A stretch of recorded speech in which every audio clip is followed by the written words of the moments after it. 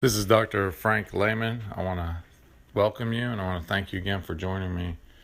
Today I want to talk about emotional thinking traps. Emotional thinking traps, that's a term that I coined. I call them ETTs.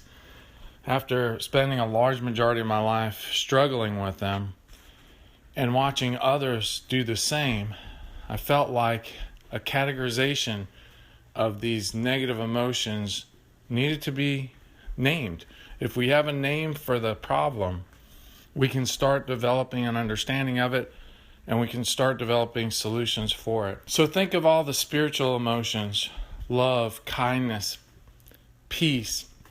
Now think of their opposition: jealousy, hate, envy. Those are the emotions we want to avoid. So many times when I talk, I get a sense that people confuse what I'm saying. When I speak about emotions, I'm not eliminating positive emotions. I'm not eliminating passion from you. I'm trying to get you to see that there are negative emotions that will affect your relationships, they'll affect your performance, they'll affect your thinking patterns, and that affects your behavior. So if you can create a stronger governor for your mind, if you could select out those emotions, if you could think through a problem and be a little more rational, if you could use critical thinking skills, you're going to improve your probability of success. I've seen it in others as they've learned how to observe their thoughts, have better control and selection of them, not give in to every thought. Every thought you have does not have to be acted upon. Every impulse you possess, it's not necessary to do something with. That's where we start to develop our positive mindset, our positive thinking. And we should apply it as often as we can. And it should be part of our daily self-development, is how we are controlling the chatter of our mind. How often are we sitting and thinking about our thoughts, not controlling them, but influencing them?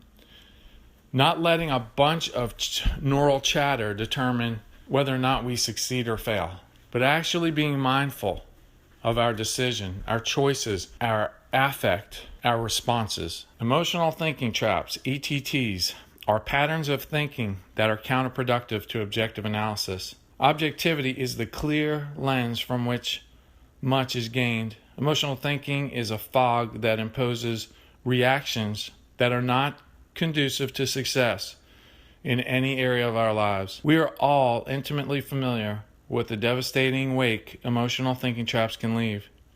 It is always a surprise to me how we keep falling into these traps. ETTs can be a persistent barrier to our self-improvement, and that's why it's so important we add mindfulness to our daily self-development. Development of our minds is the key to diminishing the influence of ETTs. The mind influences the enterprise of the brain, which influences every thought and feeling we have. When the mind is untrained, it falls to immature patterns. I call this now, and I think I've seen it written before, cognitive maturity. So I used to refer to it as emotional intelligence, but I do think that's a negative representation.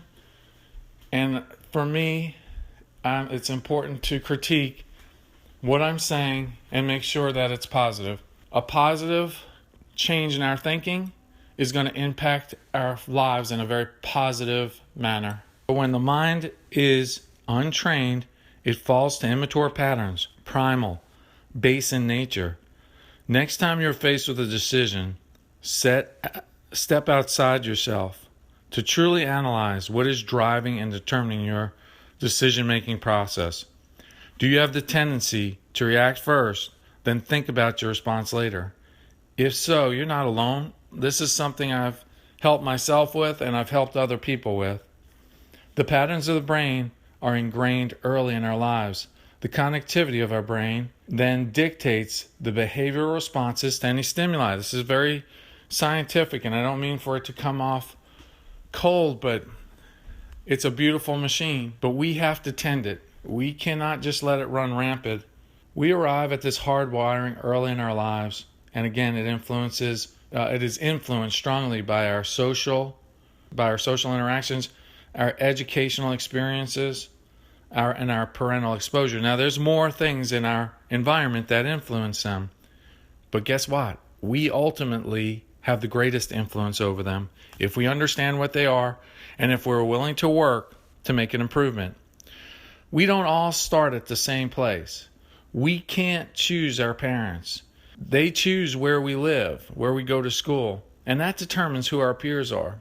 These all influence emotional IQ or cognitive intelligence, which is a predictor of success. Daniel Goleman, an expert in the area of EQ, has found that the best leaders have high EQ. While our EQ is resilient, it can be influenced, but the process is not easy. It requires some discipline, dedication, and a lot of persistence. Plus, as I've stated before, it is not condition. When you face a problem or you want to change, don't think condition. I want you to think approach. And the approach I advocate of daily self-development, and this is how we start striving to improve who we're going to be. So in my approach, it's not about today. Today is setting up for a better future you. So it has to be worked on, and it can, and you can influence it. How do you overcome and move from emotional thinking traps to a more mature and successful approach? There are many approaches. My recommendation is you develop your intellect. Rational thought is the antidote that combats ETTs. This is a big step on the path to a more successful future you. And in that, instead of a wake of destruction, you will start to create a vacuum of opportunity. This is a big step on the path to a more successful future you.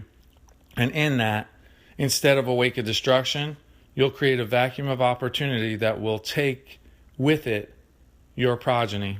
For an approach to address ETT, I'd like you to consider reading my book, Success Through Logical Thinking. I want to thank you again for your time. I want to encourage you to reach out to me. I'm very accessible. My mission is to help those who want to make a positive change. I don't just say these things, I live them. Thank you for your time, and I hope you enjoyed the podcast.